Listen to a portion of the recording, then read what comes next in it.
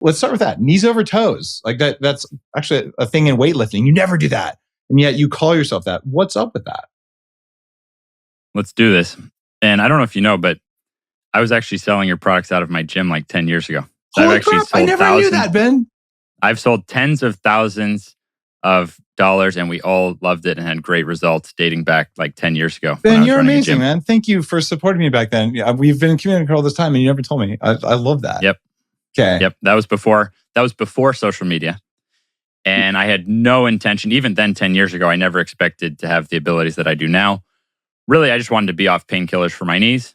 I wanted to just be able to enjoy playing some pickup basketball on the weekend and not having to like worry, am I going to have a knee surgery if I go play pickup basketball with my friends? So the fundamental of that for me was walking backward. And I would either have a friend or my now wife sit in the car with it in neutral. And I'd put my butt against the bumper and I'd like push it backward, or I'd find a sled at the gym and drag it backward. But walking backward for me is what got me off painkillers for my knees. And if you look at it from a side angle, like if you stood up right now and took a step backward, your knee is over your toes. It was found in the 1970s. Yep. Go ahead and stand up. Take your time. I'm standing up. Sideways to the camera. See, my camera can get this. All right. Yep.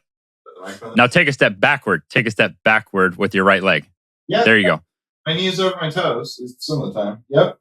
Okay. Yeah, like you wouldn't be able to walk backward. Like backward, walking forward is kind of like knees behind toes. Walking backward is knees over toes. Okay. And it was found at a university in the 1970s that when your knee is over your toe, there's more pressure on the knee.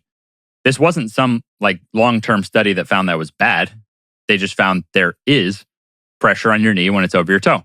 So for me, it was finding what I could do to improve at that pressure that then got me off painkillers, got me back able to play basketball. So I became I've always been a bit obsessive. So I've probably now spent more time coaching and digging into these ingredients of knees over toes training. And trust me, I never imagined I would be able to do the things I'm doing now. I can jump off stuff and do all kinds of basketball dunks and explode from crazy positions with my knees. And that's not what I was going for. It's definitely helped to show and inspire people that the body is not as fragile as most people think. But if you avoid pressure on the body, you might not get there. The whole idea is how can you find a scalable route to be able to handle pressure? It seems like the basics of everything in the biohacking world is how do I get a signal into the body that's the right signal at the right intensity at the right time for the right time to cause change without overwhelming it, right? Mm-hmm. And how did you figure out that walking backwards was that signal? Well, it's definitely not something new. Some people listening to this may have even recalled seeing older folks holding hands walking backward in the park, because it's a very safe way to start. Is you have a partner hold your hand, they're walking forward, making sure that you're walking on a safe path. And this was passed down generation to generation in China. I thought that was Alzheimer's this whole time. Oh man. So that would be like a low level of it that's been passed down for centuries to prevent arthritis in the knee. There was someone I think you would consider in the biohacking space in terms, he at least had this viewpoint, Charles Poliquin. He trained Olympic athletes. Yeah, Charles is an OG biohacker. I dedicated one of my books to him when he passed. So Charles Poliquin, hundreds of Olympic athletes. So he was a backwards walking. That's right.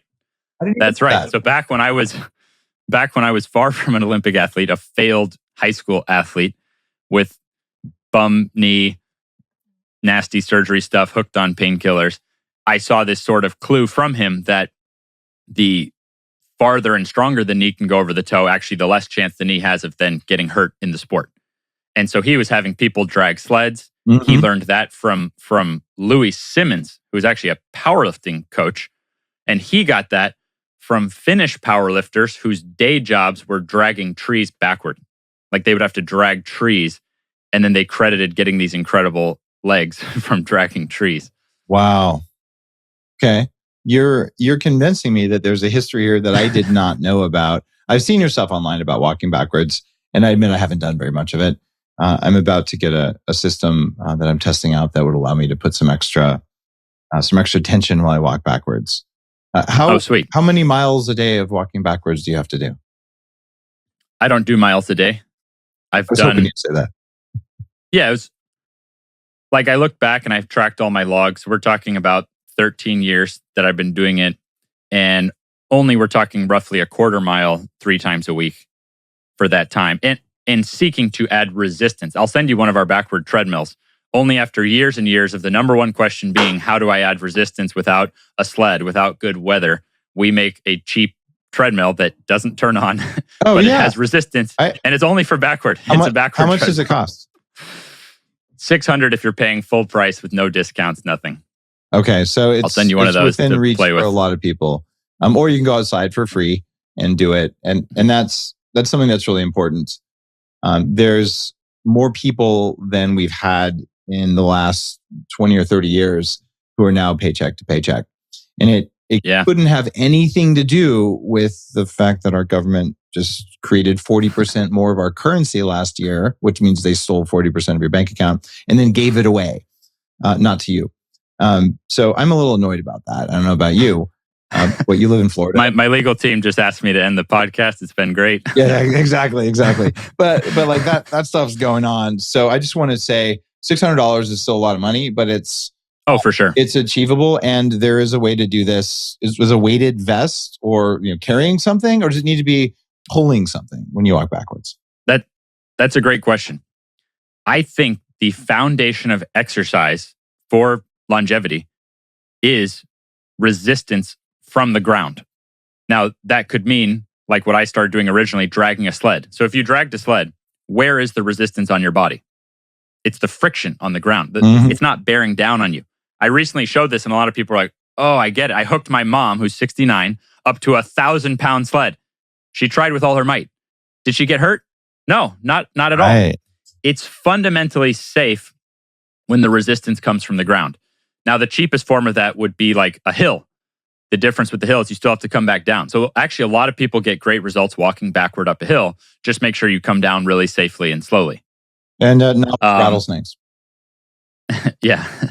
So yeah, my treadmill for $600 is not free, but the average one costs over $3,000 at the gym. Also, affordable. Go ahead. It's affordable. Is what I'm saying. There's people who are going to have $600. So there's still a lot to learn in this episode, and $600 is for a piece of fitness equipment, not exorbitant by a long shot. It's in the affordable class. Right. I'm with you. Right. And at gyms, the treadmills that are already there, even though I would argue it's better to have ones that don't have the electricity, that you do the work for cheaper. Nonetheless, the million treadmills that are already out there, most of them, if you don't turn it on and you turn around and put your butt against the handle and spin it backward, there's some internal resistance.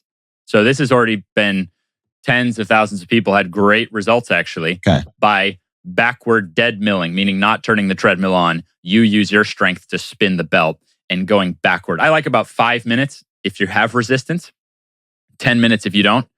Look, if you've got good weather, you could you could drag a tire. Some people have results in driveways dragging tires for that friction. Wow, okay. So there's a lot of ways to do this. So it's a friction thing, not a weight thing.